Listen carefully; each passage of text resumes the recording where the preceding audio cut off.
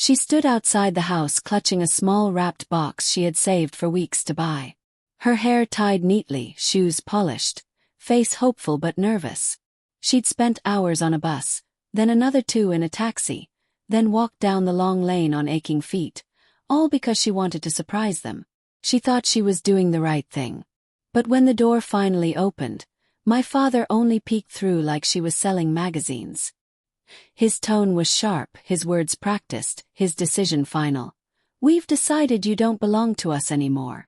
Then the door slammed, leaving my 16-year-old daughter standing in the cold, heartbroken, frozen in disbelief. It was their 45th anniversary. Family, neighbors, friends, all inside raising glasses. But my child wasn't welcome. And I wasn't there either.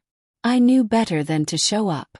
They never forgave me for leaving, for divorcing Daniel, for daring to raise my daughter without their golden boy at the table. The same golden boy who once threw me against a wall for serving dinner late.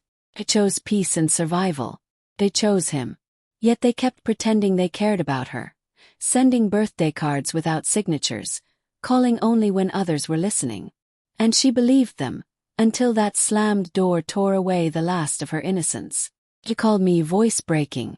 "Mom," they said, "I'm not family." For a moment silence, my hand steady on the steering wheel. Then, "Where are you?" she whispered. "On the curb." I told her to stay where she was. "Don't move." Then I ended the call, not in anger but in preparation.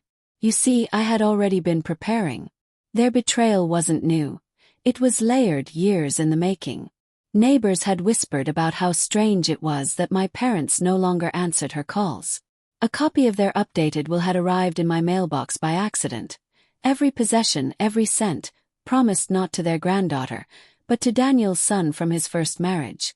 Not even a photo of her name remained in those pages. I read it carefully, highlighted every line, filed it away. I said nothing, not yet. When she told me she wanted to surprise them for their anniversary, I let her. Sometimes pain teaches faster than warnings. Sometimes heartbreak must be seen before justice can be served. I arrived 20 minutes later.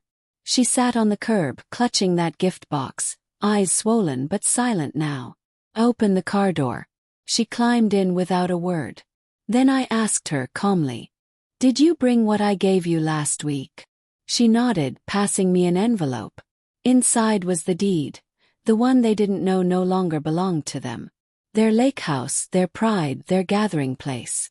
2 years earlier I bought out their overdue debts, their unpaid property taxes, their second mortgage, their hidden loans.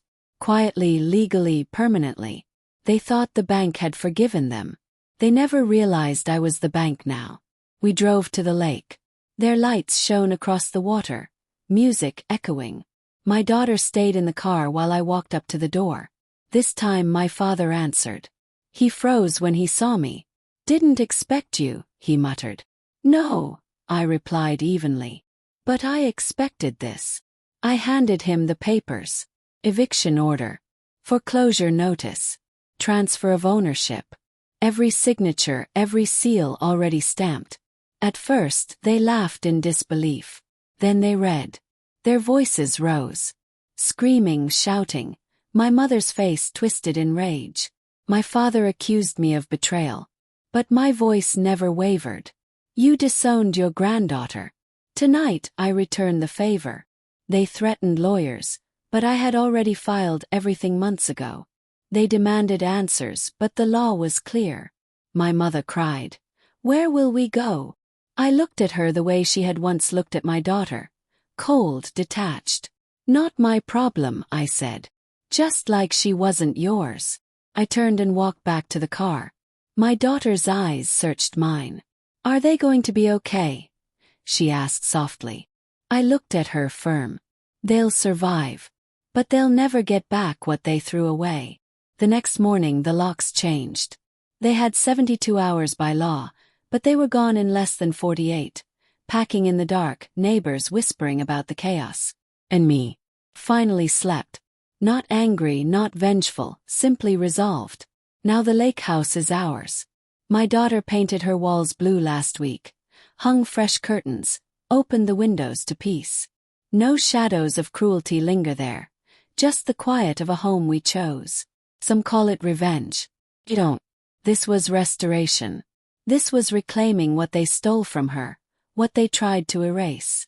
And if they ever wonder why they lost everything, all they have to remember is the night they shut the door on her, because that door is the reason another one closed forever.